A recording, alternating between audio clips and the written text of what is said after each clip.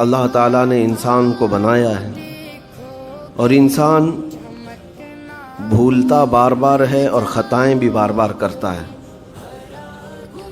خطا کرنے والا اور بھول جانے والا اللہ کی بارگاہ میں ایسا نہیں ہے کہ وہ ہمیشہ کے لیے ناکارہ ہے، بلکہ اللہ تعالیٰ نے اسے زندگی میں بار بار موقع دیے ہیں کہ تو اپنی خطاؤں سے اور اپنی بھول سے پھر سے دوبارہ اپنی اچھی زندگی میں آ جا، اور اسی کو ہم توبہ کہتے ہیں۔ توبہ کا جو آپشن رکھا گیا ہے انسانوں کے لیے، مسلمانوں کے لیے خاص طور پر، بہت ہمت والا ہے دروازہ ہے، بہت ہمت والا دروازہ ہے۔ اور اسی وجہ سے حدیث پاک میں یہ ہے کہ گناہ کرتا ہے بندہ، پھر توبہ کرتا ہے، پھر گناہ کرتا ہے، پھر توبہ کرتا ہے، یہ کرتا رہتا ہے۔ فرشتے اللہ کی بارگاہ میں عرض کرتے ہیں کہ مولا یہ تو بار بار وہی کرتا ہے، پھر توبہ کرتا ہے۔ اگر ہمارے ساتھ کوئی غلطی ایک بار دو بار کر دے، تیسری بار تو ہم اسے چھوڑیں گے بھی نہیں۔ انسانوں کی طبیعت تو یہی ہے، لیکن بندہ جب بار بار ایک خطا کرتا ہے اور پھر توبہ کرتا ہے، پھر خطا پھر توبہ، تو فرشتے جب اللہ کی بارگاہ میں یہ عرض کرتے ہیں کہ مولا یہ ہر بار یہی کرتا ہے، تو جانتے ہیں پروردگار عالم کیا فرماتا ہے؟ ارشاد فرماتا ہے اے میرے فرشتوں، میرا بندہ مجھے رحمان سمجھتا ہے، اس لیے بار بار توبہ کرتا ہے، مجھے وہ ارحم الراحمین سمجھتا ہے، ورنہ کون بار بار اللہ تبارک و تعالیٰ کی بارگاہ میں دروازہ کھٹکھٹاتا؟ تو رب تبارک و تعالیٰ ارحم الراحمین ہے، یہ تصور ہر مسلمان کے ذہن میں ہے، اس کی وجہ سے وہ کبھی مایوس نہیں ہوتا۔ اور شیطان کا سب سے بڑا حربہ کیا ہے جانتے ہیں آپ؟ سب سے بڑا بہکانے کا اور گمراہ کرنے کا اور ہمیشہ گناہوں میں ملوث رکھنے کا سب سے بڑا آلہ، کہ بندے کو سب سے پہلے نا امید کرتا ہے، اب تیرا کیا ہوگا، تو تو بہت برباد ہو چکا ہے۔ یہ جو خیال شیطان ڈالتا ہے دل میں، اس کے بعد پھر وہ بندہ جری ہو جاتا ہے، اب میرے توبہ سے بھی کچھ ہونے والا نہیں ہے، جو جس طرح زندگی چل رہی چلنے دو، ارے 50 سال ہو گئے اب تک میں یہی کرتا رہا، اب کیا سدھروں۔ یہ جو خیالات ہے یہ شیطان ڈالتا ہے تاکہ اس کی کفر پر موت ہو جائے، تاکہ وہ ہمیشہ گناہوں کی موت مرے۔ نا امیدی جو ڈالتا ہے شیطان، اب میرے ساتھ کچھ ہونا نہیں ہے۔ نہیں میرے عزیزو، رحمت عالم صلی اللہ تعالیٰ علیہ وسلم کی بارگاہ میں کیسے کیسے لوگ آئے اور ارحم الراحمین نے ان کی توبہ قبول کی۔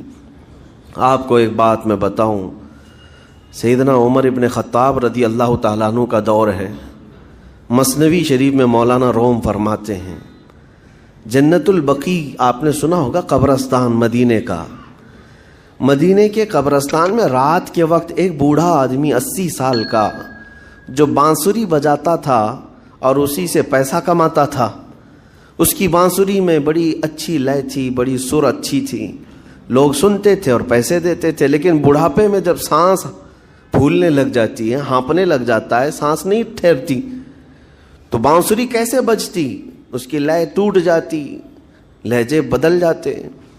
بوڑھا آدمی، اب اس کی بانسری سننے کو کوئی آتا نہیں تھا اور پیسے ملتے نہیں تھے، تھک ہار کر کے وہ آیا، رات کا وقت تھا، جنت البقیع قبرستان میں، 80 سال کی عمر کا ہو گیا ہے، اس نے بانسری توڑ دی، کہا زندگی بھر جس چیز سے میں کماتا تھا اب میری سانسوں نے جواب دے دیا، جسم پھولنے لگا ہے، سانس زیادہ آنے لگ گئی ہے، اب میرا کھانا پینا کیسا چلے گا؟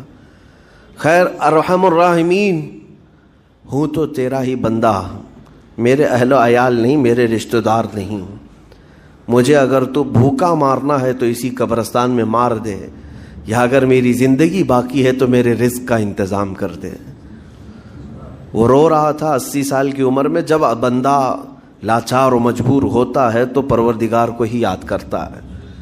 جانتے ہیں عمر ابن خطاب رضی اللہ تعالیٰ عنہ امیر المومنین مسجد نبوی میں تھے اور ان کی آنکھ لگی تھی، خواب میں رسول پاک صلی اللہ تعالیٰ علیہ وسلم تشریف لائے، کہا عمر اللہ کا حکم ہے جنت البقیع میں جاؤ، ایک بھوکا آدمی کھڑا ہے، اپنے گھر سے کھانا لے جاؤ اور اس کی ضرورت کا انتظام کرو۔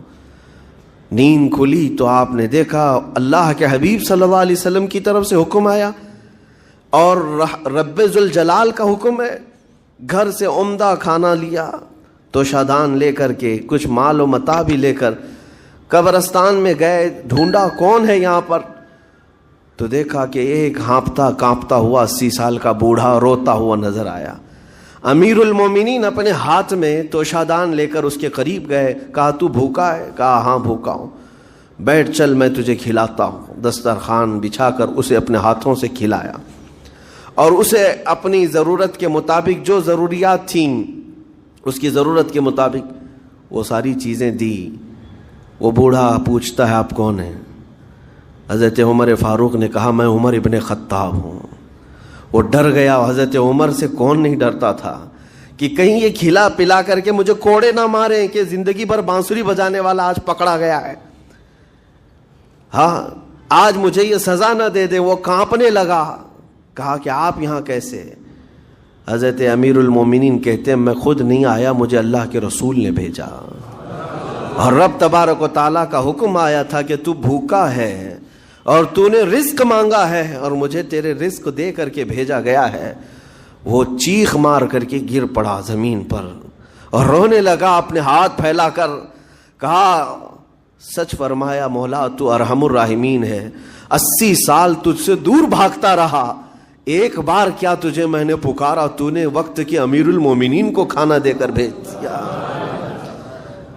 اللہ رب العزت کی بارگاہ میں نا امیدی اور مایوسی جو شیطان لاتا ہے اس سے بندے بھٹک جاتے ہیں, بہک جاتے ہیں, انہیں توبہ کی توفیق بھی نہیں ملتی. اسی لیے میرا مولا فرماتا انا عند ظنی عبدی بی. رب تعالیٰ فرماتا میرا بندہ میرے بارے میں جیسا گمان کرتا ہے میں اس کے ساتھ ویسا سلوک کرتا ہوں. تم کیا گمان کرتے ہو؟ وہ سخت پکڑ کرے گا, ابھی مار ڈالے گا. وہ غفار ہے, قہار ہے, جبار ہے, لیکن ساتھ میں وہ ستار بھی ہے, وہ رحمان بھی ہے, رحیم بھی ہے. اگر رب تبارک و تعالی ہر چیز پر پکڑ کرتا تو ہمارا تو جینا ہی نہیں تھا. یہاں پر اتنے گناہ ہو چکے. اور وہ رب تعالیٰ فرماتا وسعت رحمتی کل شیء, میری رحمت نے ہر چیز کو گھیر رکھا ہے. اللہ رب العزت بندوں کو معاف کرنے کا اظہار زیادہ فرماتا ہے. اور جانتے ہیں آپ گناہ جب عام ہوتے ہیں, میں آپ کو اپنے گھر کی بات بتا دوں. میرے گھر میں آپ 4 دن کے مہمان بن کر کے آئے ہیں. کبھی میری کھڑکی توڑ رہے ہیں, کبھی دروازہ توڑ رہے ہیں, کبھی ہمارے گھر کے برتن پٹک رہے ہیں, کبھی فرشی اکھاڑ رہے ہیں. کب تک برداشت کروں گا؟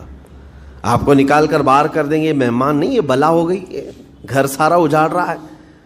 ایک چیز پر چھوڑ دیا جائے, 2 چیز پر چھوڑ دیا جائے, یہ انسانوں کی فطرت ہے, انسانوں کی فطرت.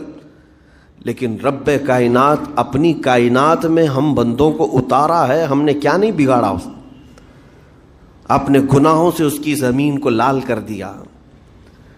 ہاں اس کی نافرمانی سے ہم نے اس کائنات کے رنگ کو بدل دیا. کھلے عام گناہ, ننگا پن, بے حیائی, عیاشی, سب کچھ ہوتا رہا. اس کی کائنات ہے, اس کی زمین ہے, اس کی سلطنت ہے.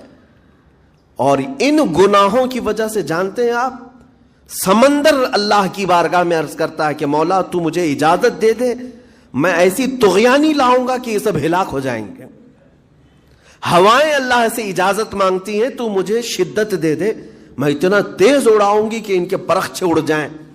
لیکن جانتے ہو اللہ کی طرف سے جواب کیا آتا ہے؟